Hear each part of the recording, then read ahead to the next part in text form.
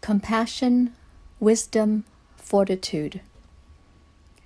The ancients often praised the Buddha as a perfect being, blessed with the three virtues of compassion, wisdom, and fortitude. Today, we try to find out what those three virtues are and how we can achieve them. Thus, we can add a new practice path as we follow our teacher's steps. The first virtue is compassion. Simply understood, it is a feeling of love and desire to help others who are afflicted by sorrow, suffering, or those who are in need of something. We often talk about both loving kindness and compassion together.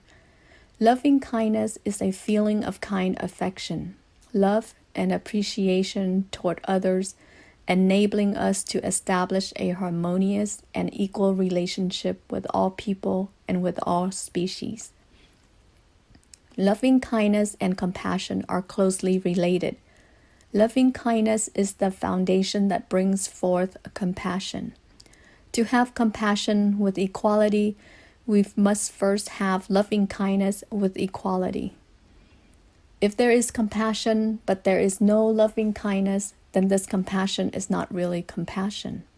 If there is loving kindness, but compassion is not there, then this is not really loving kindness. When there are both loving kindness and compassion, then joy arises. This is the joy that shares the joy of others. When one sees that others are successful, happy, one sincerely shares their joy. Thus, when compassion is mentioned alone, all four noble virtues of the mind are included, which are loving kindness, compassion, joy, and equanimity.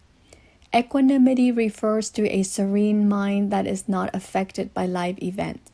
It is also the state of right awareness or right samadhi, immobile mind and liberated mind. If equanimity is not attained, the mind can still be agitated. Therefore, an equanimous mind is really the foundation of a completely liberated mind, and also an objective and equal mind. From equanimity, loving kindness, compassion, and joy arise in a still and imperturbable mind. These four pure mind virtues are the spiritual tools of the Buddhas, holy disciple of the Buddhas and Bodhisattvas who used them to face life challenges. They help these disciples and Bodhisattvas perfect their moral values, but are also valuable to lay people.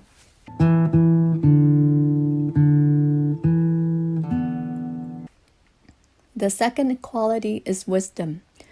Simply speaking, wisdom refers to understanding.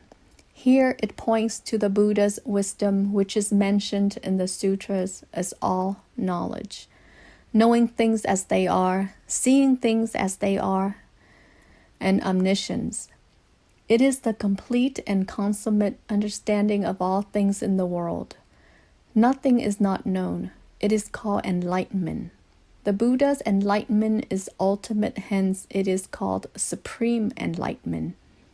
The original Sanskrit word also means that all enlightened Buddhas achieve the same and equal enlightenment.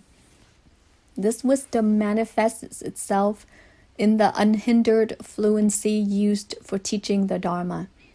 The Buddha's wisdom is similar to the Buddha's nature.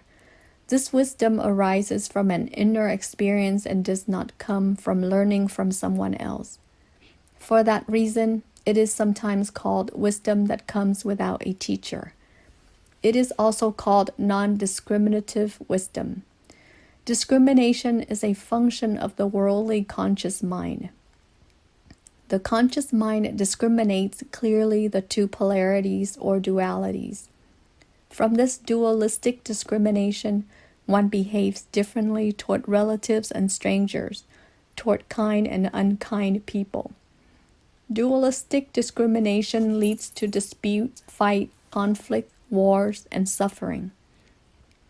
Therefore, the non-discriminative mind is also the equal mind, which is the wisdom of enlightened ones. What truths are realized when one becomes enlightened and attains the equal mind? One realizes all the eternal truths of life.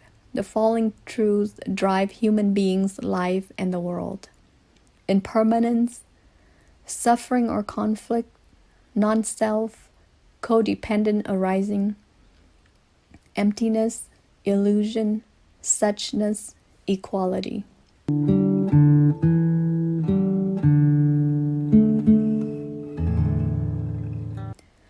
The third virtue is fortitude. Worldly fortitude is different from the Buddha's or the enlightened one's fortitude. People who protect their family, fight for their homeland, fight to their last breath to snatch victory from opponents, are seen as heroes. We have this old proverb that says, "We worldly folks share a lot in common. Only heroes rise above the common lot."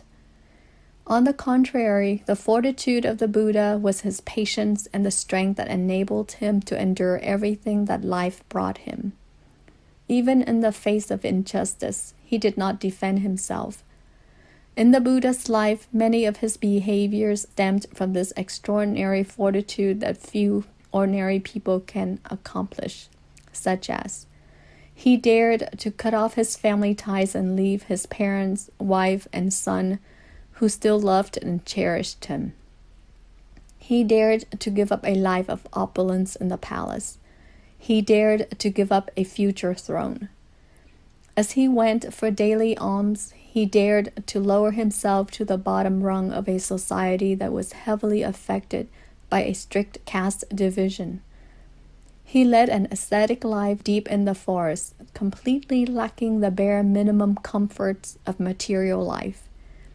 During his 45 years of teaching, many times he was subjected to slanders, humiliations, sickness, hunger, thirst, criticism, and even hatred from some individuals. He calmly braved rain and shine outdoors. He wandered from place to place, barefoot and bareheaded. In short, that fortitude must come from a great individual blessed with an extraordinary willpower. We can say that this fortitude stems from wisdom and compassion. Without a wisdom that had a profound insight into life, it would be difficult to manifest such fortitude. Similarly, without a noble loving kindness and compassion, it would be difficult to behave with such extraordinary fortitude.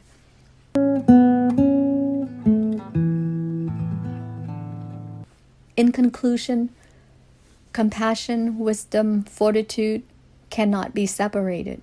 All these three virtues are one. Whenever there is perfect compassion, there are already perfect wisdom and fortitude. When there is perfect wisdom, there are already perfect compassion and fortitude. Whenever there is perfect fortitude, there are already perfect compassion and wisdom. Compassion, wisdom, and fortitude are the great personality traits of the fully enlightened one. Thus, we can follow the Buddha's example and train ourselves. These three virtues flourish together step by step, and they gradually grow in depth, fullness, and greatness.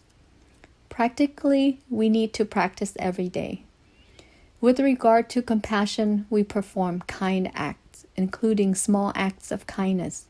If anyone needs help, we do not decline to offer help, and we help the person conscientiously within our capacity. It may be a friendly smile given at the right time and to the right person. It may be kind and sincere words of consolation. It may be just a dish that we ourselves prepare with joy for our family. With regard to wisdom, we often listen to the Dharma, reflect on it, and we study the universal truths taught by the Buddha. We apply them in our everyday life. We give up worldly books, worldly movies that only confuse our mind. We do not project our mind outside and look for outer things that worldly people crave, such as wealth, beauty, material possessions, fame, excessive food and rest, and entertainment, etc. We do not project our mind into past or future. We do not project our mind into other people's affairs. We maintain a silent and objective awareness in our daily activities. With regard to fortitude, we accept everything that happens to us without complaining, frustration, or resentment. We endure rain or shine without feeling annoyed. We accept other people's criticisms and change ourselves. Once we have chosen to tread the spiritual path, we must keep practicing and not go backward. I just presented to you a spiritual practice. I did not mention the following words: contemplation, tranquility, stillness of mind, samadhi, and wisdom, or the Four Noble Truths, or the Four Foundations of Awareness, or listen, reflect, and practice, that I have previously developed in length. Compassion, wisdom, and fortitude are practical outcomes of the Buddha's attainment. We just need to aim at them. We do not fear making mistakes. We do not fear going astray. Every time we face an unusual crisis in life and do not know how to manage it, we remember the Buddha's life.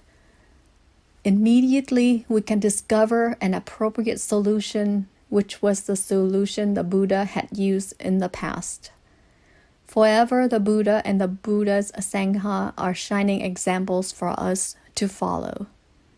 Masters Hall, April 14th, 2021. Triệt Như.